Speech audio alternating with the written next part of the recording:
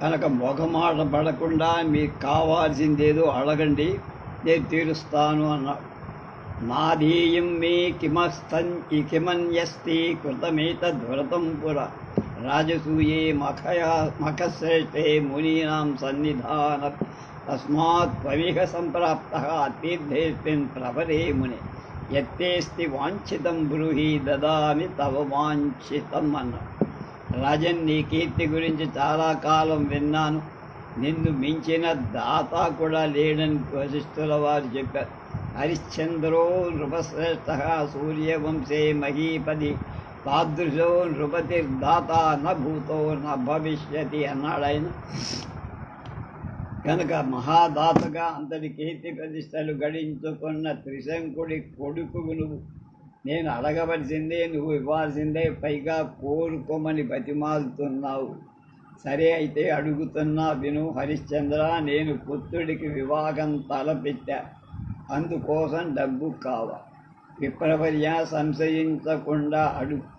పుత్రుడి వివాహం చెయ్యి, అందుకు అవసరమైతే డబ్బంతా నేనే ఇస్తా, ఇది నా ప్రతిజ్ఞ.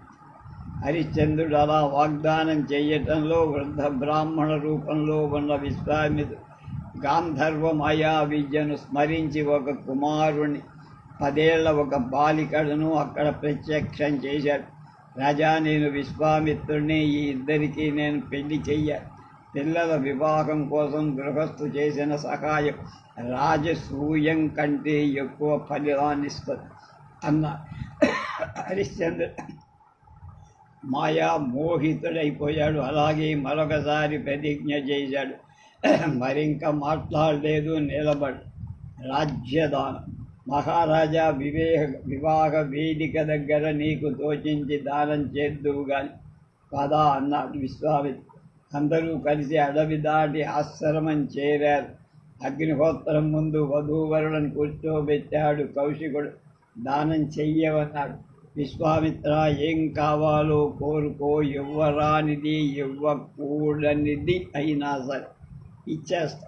నాకు యశస్సు కావాలంటే సంపదలు పుష్కలంగా ఉండి పరలోక సుఖప్రదమైన శుభ యశస్సును కలిగించుకోలేని వాడి జీవితం ముమ్మాటికి వ్యర్థం. హి జీవితం దత్యా విభవం ప్రాప్యయేననై నౌపార్జిత యోనవై యో నోపార్జితం యథః శుద్ధం పరలోక సుఖప్రదం.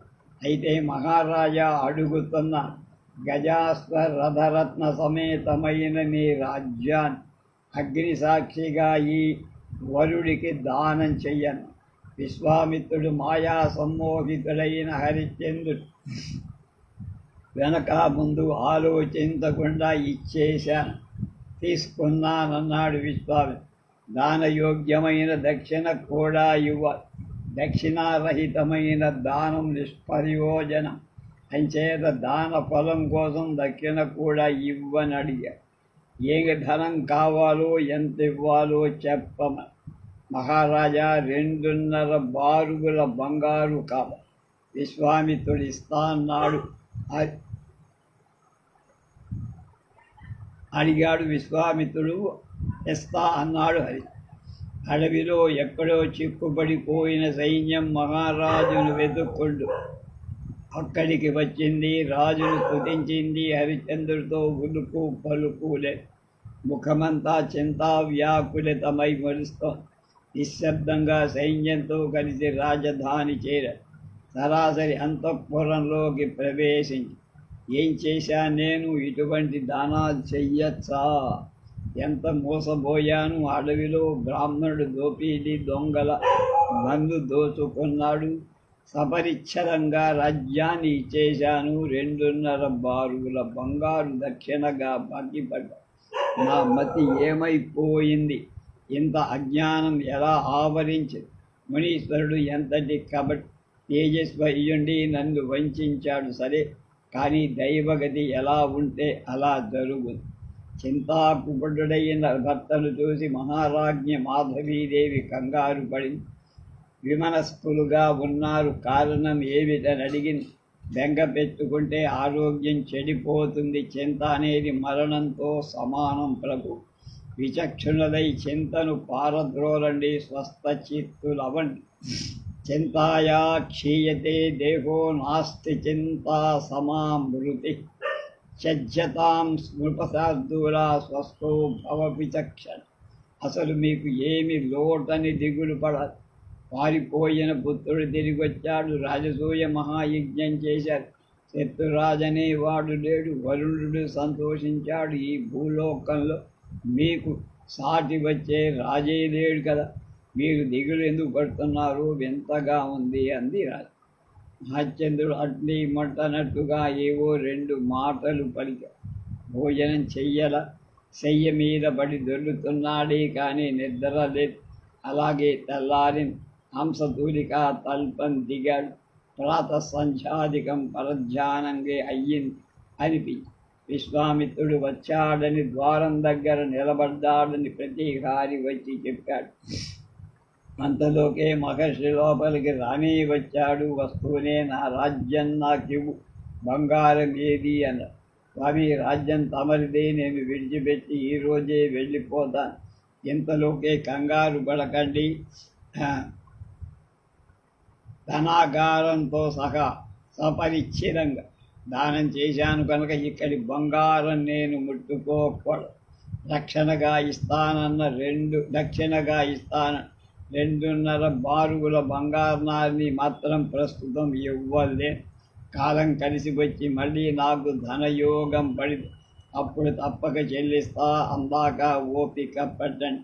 దాన సాఫల్యం కోసం ఇవ్వాల్సిన దక్షిణే కదా అన్న. దానం దదామి తే తావద్యావన్మే స్యాద్ ధనాగమ, పునశ్చేత్ కాలయోగేన తదా దాస్యామి దక్షిణ. విశ్వామిత్రుడికి మాట హరిశ్చంద్రుడు గబగబా లోపలికి వెళ్ళి మాధవీదేవి పురోహితుడిని పిలిచాడు. సకల ధనరాశులతో 4 సైన్యాలతో తాను మహాసామ్రాజ్యం విశ్వామిత్రుడికి దానం చేశానని, మనం 3 శరీరాలు తప్ప మనకు ఇంకేం లేవని, మనం వెంటనే రాజ్యం విడిచి వెళ్ళిపోవాలని చెప్పి 3 ఉన్న పడంగానే బయలుదేరారు. ఎవరు అడ్డు చెప్పరు. నిశ్శబ్దంగా కోట దాది పాదచారుడు యువతలకు వచ్చారు. ఈ వార్త నగరమంతా గుప్పమంది హాహాకారాలు చేస్తూ ప్రజలు వీధుల్లోకి వచ్చి, మహారాజా, ఇదేమన్యాయం, ఇలా ఎందుకు చేశావు, వంచనకు గురయ్యావా, విధి ఎంతటి క్రూరమైందో కదా. విశ్వామిత్రుడు మహాతపస్వి, మహాకరుణామయుడు, స్వనస్వేపుణ్ణి కాపాడినవాడు నీ పట్ల ఇంత దారుణంగా ఎలా ప్రవర్తించాడు, అయ్యో ఎంత దురదృష్టం అంటూ రకరకాలుగా విలపించాడు. విశ్వామిత్రుడు వెనక వైపు నుంచి గబగబా నడుచుకుంటూ వచ్చి రాజు ఎదట పడ్డాడు. హరిశ్చంద్ర, దక్షిణ ఇవ్వాల్సిన బంగారం ఇచ్చి మరీ కదులు, లేదా ఇవ్వను అయినా చెప్పు. ఆ రాజ్యం మొత్తం వెనక్కి తీసేసుకో, పొరపాటున దానం చేశాని అని బాధపడుతున్నట్టున్నావని నిర్బంధించాడు.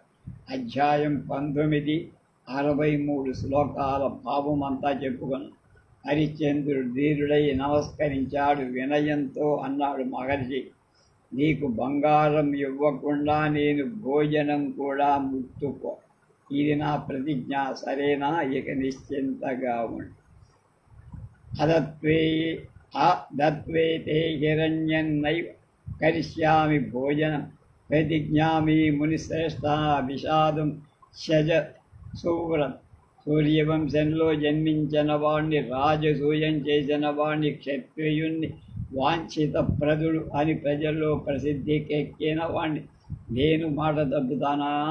మహర్షి, ఇది నాకు రుణం లాంటిది, తప్పకుండా చెల్లిస్తా. కాకపోతే కొంచెం వ్యవధి, ధనం సమకూడేదాకా వేచి ఉండమని అడుగుతున్నాను.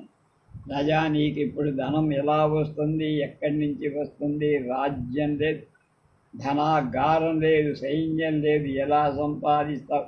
2.5 బరువుల బంగారం అంటే మాటల అసంభవం. నాకు అనవసరము అసాధ్యమైన ఆశలు పెట్టుకోకు, లోభంతో నిర్ధరుణ్ణి పీడిస్తున్నాడు అని అపకీర్తి నాకు కట్టి పెట్టక చేత ఇవ్వలేని ఒక్క ముక్క చెప్పవయ్యా, అంతా నేను చూసుకుంటాను. మహర్షి ధైర్యంగా ఉండు, ఇస్తానన్నది ఇచ్చి తీర్తా. నా శరీరం ఉంది, భార్యాపుత్రులున్నారు ఆరోగ్యంగా. మమ్మల్ని మేము అమ్మేసుకొనైనా నీ రుణం తీరు. అంతగా ఉపకారం చెయ్యాలని నీకుంటే ఏ వారణాసిలోనూ మమ్మల్ని కొనుక్కునేవాణ్ణి ఎవరైనా చూపించు. అతడికి దాస్యం చేస్తాం. ఆ సొమ్ముతో నీ బంగారు నువ్వు పొందుదువు గాని సంతృప్తి చెందుదువు గాని. హరిశ్చంద్రుడు అలా పలుకుతూ నడక సాగించాడు. భార్యాపుత్రుడు వెంట నడిచారు. కొన్ని రోజుల పాటు ప్రయాణం జరిగింది. పార్వతీ సమేతుడైన పరమేశ్వరుడు కాపురముండే వారణాసి చేరారు. నగరాన్ని చూడగానే హరిశ్చంద్రుడు మల్లస్సు ఊరగిలి ఆహ్లాదపడింది. కృతార్థుణ్ణయ్యాననుకున్నాడు. భాగీరథులో స్నానం చేసి దేవతలకు తర్పణాలు ఇచ్చాడు. విశ్వనాథ దర్శనం చేశాడు. అది మానవలోకం, మానవులు నిర్మించింది కాదు, పరమేశ్వరుడి స్వత్తది అనుకుంటూ నగర సౌందర్యాన్ని చూస్తూ పురప్రవేశం చేసి విశ్వామిత్రుడు ఎదురుపడ్డాడు. దక్షిణ మాట ఏమిటన్నాడు. హరిశ్చంద్రుడు సవినయంగా నమస్కరించాడు. మహానుభావ, ఇదిగో నేనున్నా, ఇదిగో నా కొడుకు, ఇదిగో ఈమె నా భార్య. ఎవరిని కావాలంటే వాళ్ళని తీసుకో, దాస్యం చేయించుకో. సరిపోదనుకుంటే ముగ్గురిని తీసేసుకో. ఇంతకంటే ఇప్పటికి నేనేం చెయ్యగలిగింది లేదు, చెప్పగలిగింది కూడా లేదని. హరిశ్చంద్ర, ఎప్పుడూ అప్పుడే నెల అయిపోయిందయ్యా. ఆనాడు నాకు ఇచ్చిన వాగ్దానాన్ని ఒకసారి గుర్తించుకో. నీకు శుభం కలగాలనే నా కోరిక. మహర్షి, అప్పుడే నెల అయ్యిందా? తెలియలేదే సుమా. పోనీలే, మరొక్క నెల ఓపిక బట్టి ఇంకొక నెల గడువు అడుస్తున్నారు.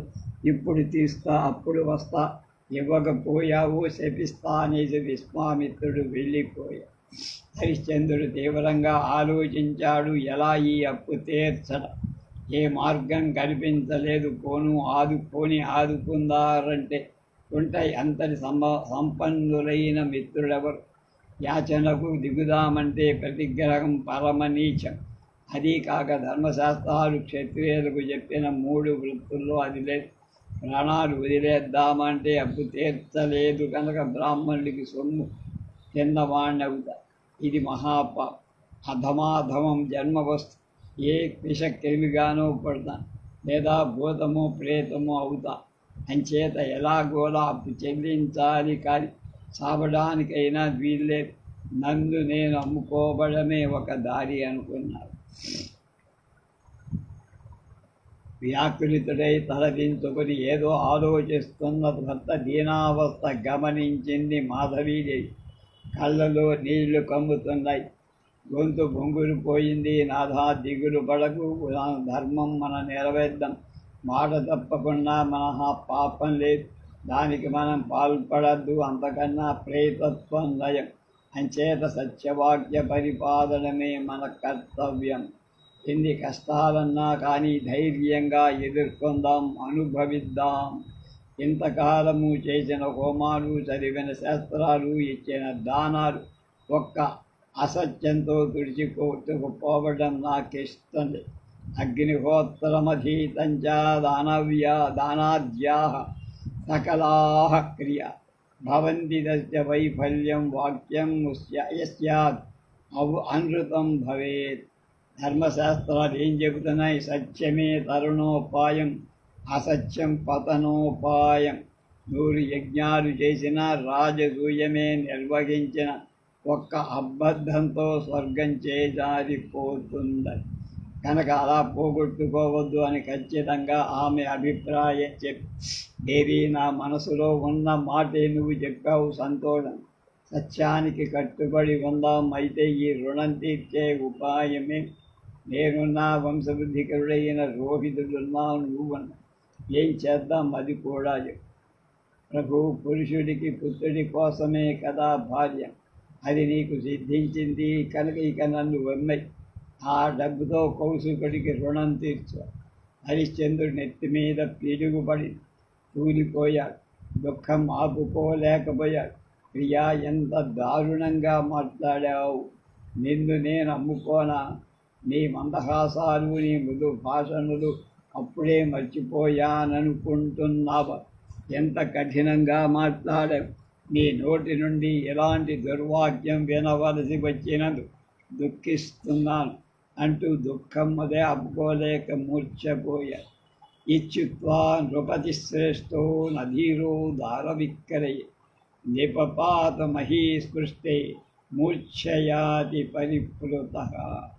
మాధవీదేవి గొల్లు మంది, అయ్యో మహారాజ, ఎంత దుర్దశ వచ్చిందండి! బ్రాహ్మణులకు కోటాను కోట్ల దానం చేసిన మహీనాథుడివి పుట్టి నేల మీద పొల్లాడాల్సిన దుర్గతి పట్టింది కదా. భగవాన్ నీకు ఏం అపకారం చేశాను అంది. అందుకని ఇంద్ర ఉపేంద్రాదులకు సాటి వచ్చే భూకాంతుని ఈ దశకు తెచ్చావా బ్రహ్మ? అయ్యయ్యో అంటూ తాను దుఃఖం తట్టుకోలేక ఆమె మూర్ఛకు.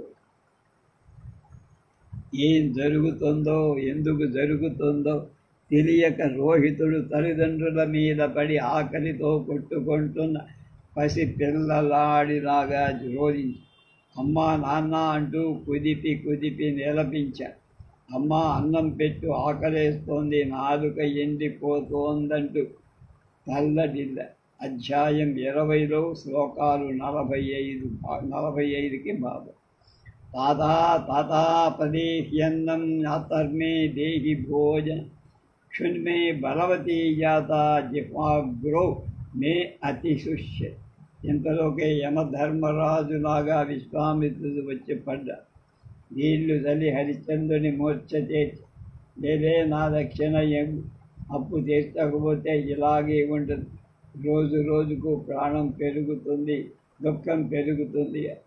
ఉత్తిష్టోత్తిష్ట రాజేంద్ర స్వాం దదశ్రేష్ఠ దక్షిణ రుణం ధారయతాం యదుఃఖ మహన్య హవిధవర్ధతే. రుణం ధారయతాం దుఃఖం మహవ్యహాని వర్ధతి. హరిశ్చంద్రుడు స్పృహలోకి వచ్చాడు. ముఖం మీద చల్లని నీళ్లు చల్లిన మహర్షి వైపు ఆప్యాయంగా చూశాడు. గుర్తుపట్టి హఠాత్తుగా మళ్ళీ మూర్ఛలో పడి విశ్వామిత్రుడికి ఒళ్ళు మండి, రాజా, ధైర్యంగా బతకాలనుకుంటే ముందు నా అప్పు తీర్చి సత్యానికి కట్టుబడి ఉండటం అంటే మాటలు అనుకున్నావా? సత్యం వల్లనే సూర్యుడు ప్రకాశిస్తాడు, సత్యం వల్లనే భూగోళం ఏర్పడింది, సత్యంలోనే ఉత్తమ ధర్మం ఉంది, సత్యంలోనే స్వర్గం. 100 అశ్వమేధాలని ఒక సత్యాన్ని చెరొక వైపు వేసి చూస్తే సత్యమే వైపే త్రాసు మొగ్గుతుంది. సత్యేనార్కః పతివ్రతవతి సత్యే తిష్టతి మేది సత్యే ప్రోక్తః పరో ధర్మః స్వర్గస్వచ్ఛే ప్రతిష్టతి. అశ్వమేధ సహస్రంతు సత్యంతు చ త్వరయా ధృతం అశ్వమేధ సహస్రాద్ధి సత్యమేకం విశిష్యతే. అయినా ఈ ప్రసంగాలతో నాకేం పని? సూర్యుడు అస్తమించేలో నా దక్షిణ నాకివ్వకపోయే చూశానన్నమాట, నా బదిలింపేదో చేస్తానే అని బెదిరించి వెళ్ళాడు. హరిశ్చంద్రుడు భయంతో వణికిపోయాడు, బేలగా ఏడ్చేశాడు. ఇంతలోకే వారాణసి వేద పండితుడు బ్రాహ్మణ బృందంతో తన ఇంటిలోకి వీధిలోకి వచ్చి అతన్ని చూసి మాధవీదేవి భర్తతో ఇలా, నాథా, 3 వర్ణాలకి బ్రాహ్మడు తండ్రి లాంటి వాడు. తండ్రి ధనాన్ని కొడుకు నిస్సంకోచంగా తీసుకో, అంచేత మనం వీరిని ప్రార్థిద్దాం. దేవి, నేను క్షత్రియుణ్ణి, ఒకటి దగ్గర చెయ్యి చాపు దానం పట్టను, అప్రతిగ్రహం నా నియమం నీకు తెలుసు కదా. యాచన అనేది విప్రులకే కానీ క్షత్రియులకు కాదు. విప్రుడు సకల అనర్థాలకి గురు, సకల వర్ణాల వాళ్ళకి గురువు పూజని. అంచేత గురువును అస్సలు యాచించకూడదు. అందులో క్షత్రియులు ఆ పని అసలు చేయకూడదు. యజన, అధ్యయన, దాన, శరణాగత రక్షణ ప్రజాపాలకులు మాత్రమే క్షత్రియ ధర్మాలు దేహి అనే దీనాలాపన అనే మాట రాకూడదు. దదామి అనేది మన మాట కాదు, అదే ఎప్పుడు నా హృదయంలో ఆడుతూ ఉంటుంది. నా చాప్యేనం తు వక్తవ్యం దేహీతి కృపణం వచ దదామి చేవ మే హృదయే విహితం వచ. ఎక్కడో ఒక చోట సంపాదించి కౌశికుడి రుణం తీరుస్తుంది. ప్రాణాలు పోయినా సరే యాచన మాత్రం నాథా కాలమనేది శక్తి స్వరూపం లాంటిది. సమస్థితిని విషమస్థితిని కలిగిస్తూ ఉండి అవమానాలు సమ్మానాలు చేయిస్తూ పురుషుణ్ణి మహాదాతను చేసిన కాలని యాచకుణ్ణి చేస్తూ ఉంటుంది. మన జీవితమే చూడరాదు, క్షణంలో మనం ఎంత తలకిందులయ్యాము. కనుక ఒక విప్రుడి క్రోధం కారణంగా రాజ్యం పోయింది, దుఃఖాలు కూడా మనకి పెరిగాయి కదా.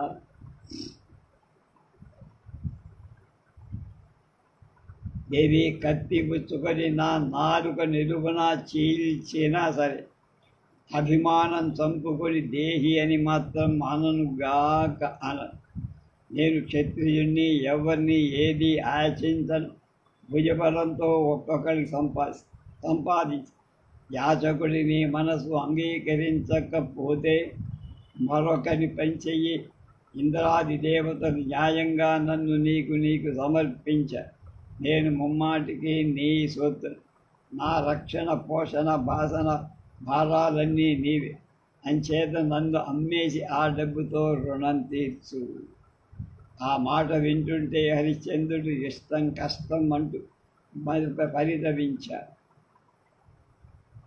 అయినా ఈసారి మాధవీదేవి ధైర్యం చేసి మాధవుణ్ణి శ్వాసలో కూర్చోబెట్టి కుడివైపున సిబ్బెలో ఎడం వైపున ఈయన, కుడివైపు సిబ్బె. అందులో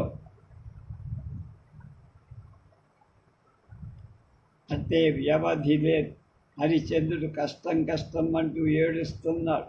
అయినా ఈసారి మాధవీదేవి ధైర్యం కోల్పోలే. పట్టుదల వదల. నాథా నా మాట విను, కాదనకు. అట్టే వ్యసన వ్యవధి లేదు. సూర్యాస్తమయమే గడు. విప్ర శాపాగ్రికి దహించుకుపోయి నీచత్వం పొంద.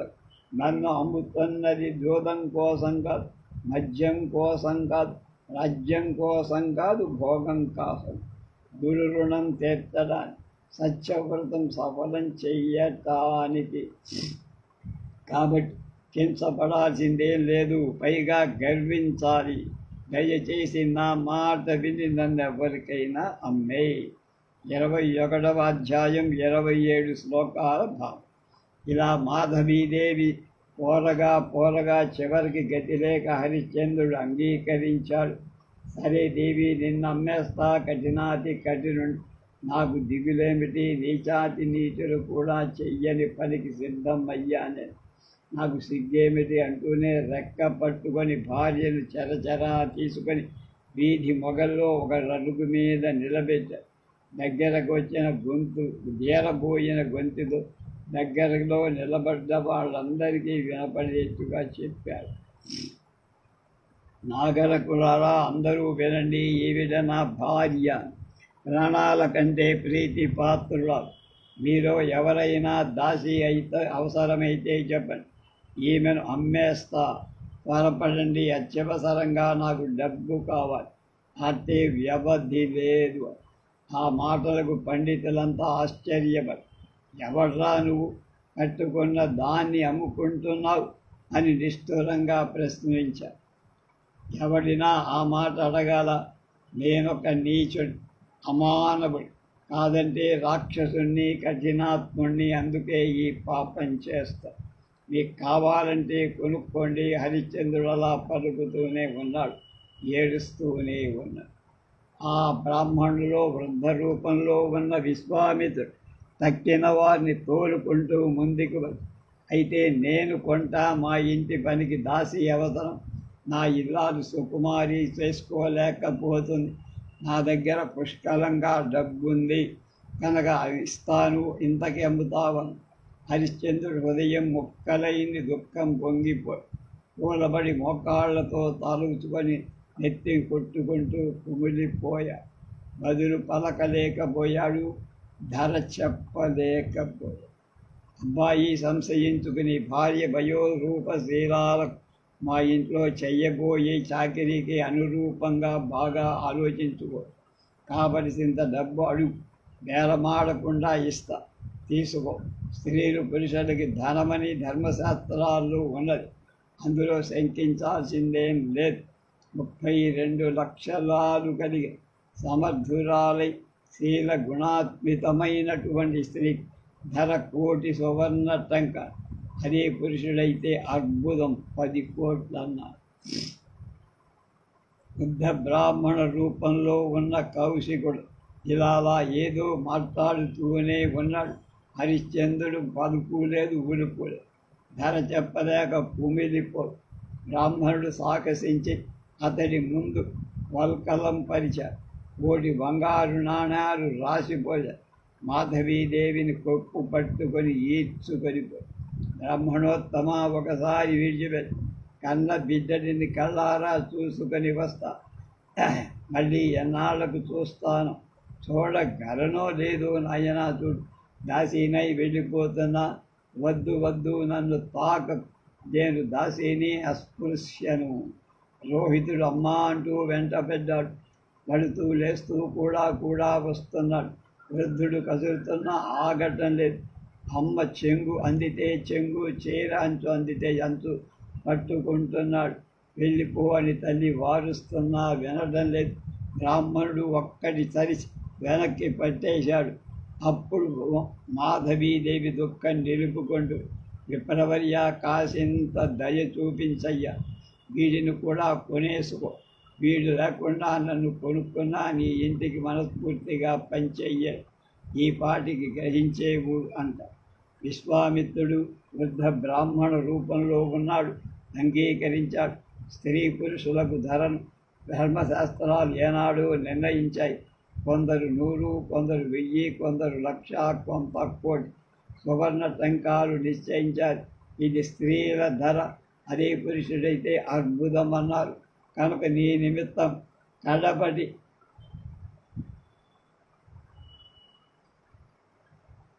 1,00,00,000 సువర్ణ వర్ణాలు ఇక్కడ పోశారు. వీడు మగవాడు కనుక అద్భుతం సువర్ణ నిష్కాల్కొస్తున్నా అంటూ హరిశ్చంద్రుడు మరో వల్కలం పరిచి బంగారు నాణాలు తల్లిని బిడ్డను కలిసి కట్టి ఇక పదండన్నాడు. అద్భుతం అంటే 10 కోట్లు.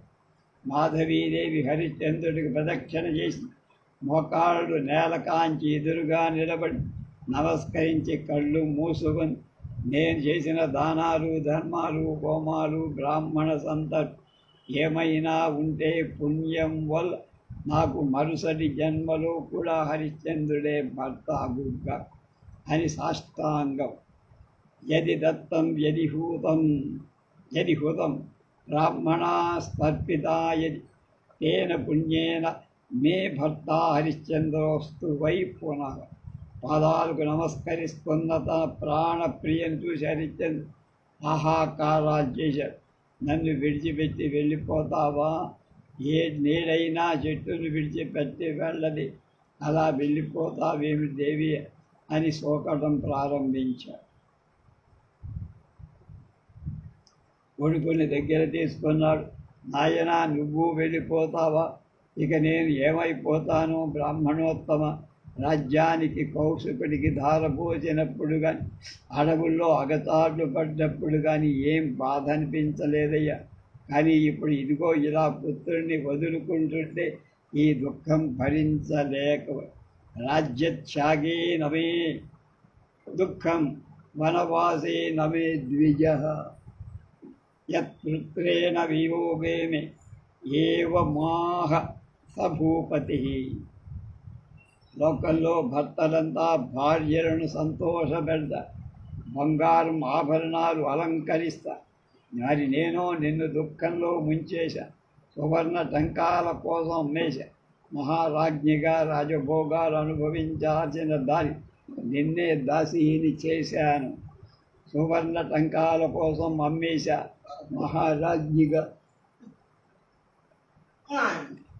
రాజభోగాలు అనుభవించిన దాని ఉంచాల్సిన దాన్ని నిన్ను దాసీని చేశారు. ఎంతటి శిలా హృదయం నాది. నాకన్నా దురదృష్టవంతుడు ఈ సృష్టిలో ఇంకెవరైనా ఉంటారా? పురాణ గాథల్లోనైనా కనిపిస్తారా? సూర్యవంశంలో పుట్టిన మహారాజు భర్తగా పొంది చివరికి ఇలా దాసీవయ్యావు. దేవి విధి విలాసం ఎంత ఘోరము, ఎంత క్రూరమో చూడు అన్నారు.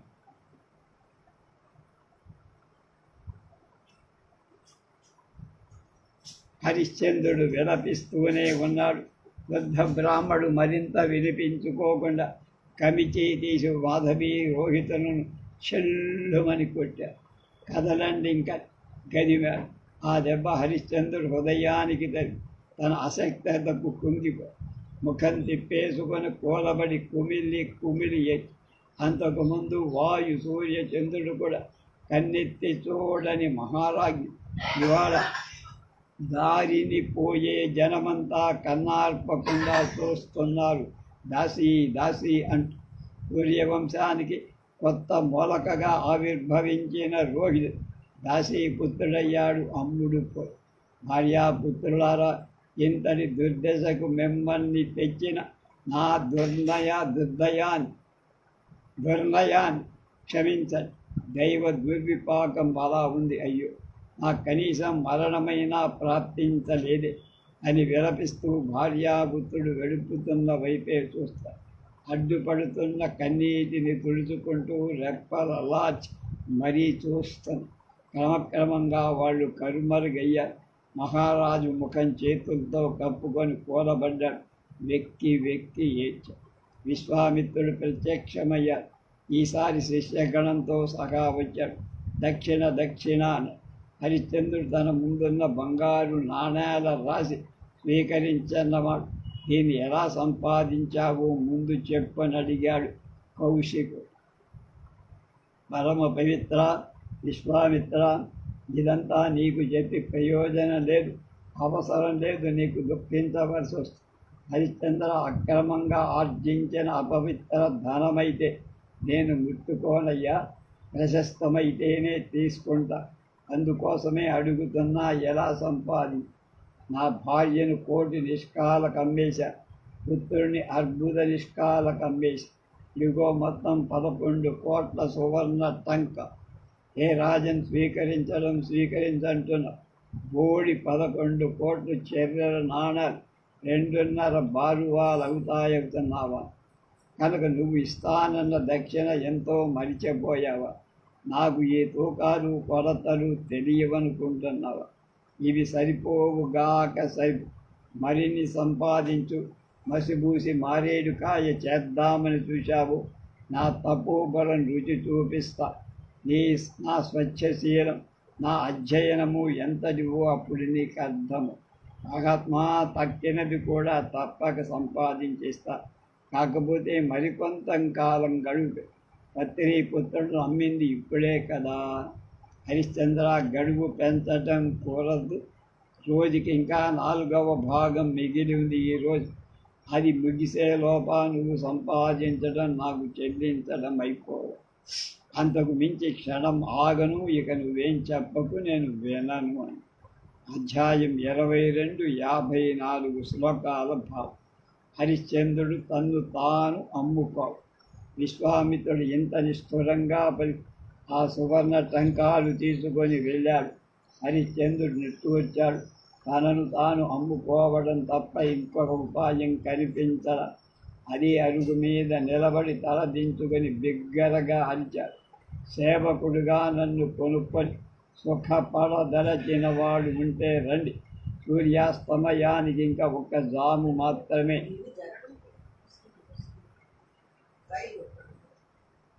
వ్యవధి ఉంది అని ప్రకటించారు.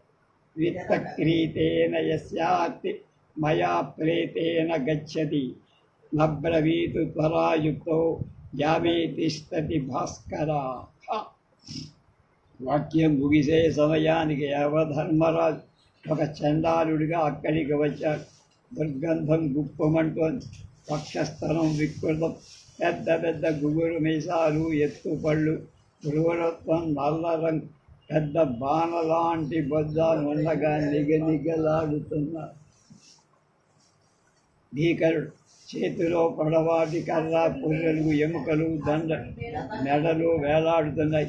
నడుస్తుంటే అవి ఒకదానికొకటి కొట్టుకుని అసహ్యం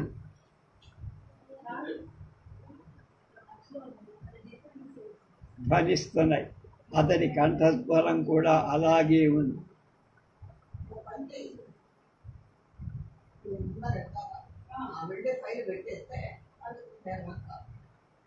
మళ్ళీ వస్తాడు. ఎందుకంటే ఇప్పుడు ఆ పని ఎక్కడ కూడా కట్టలేకపోతున్నాడు. Wheel chair ఎక్కలేకపోతున్నా.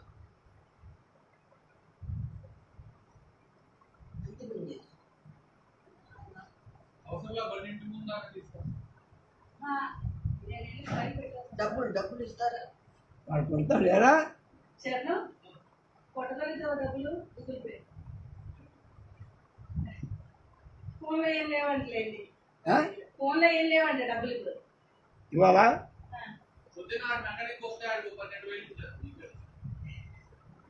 పొద్దున్న మెకానిక్ వచ్చాడు మోటార్ రిపేర్కి. మళ్ళీ అక్క అయిపోయిందా? మళ్ళీ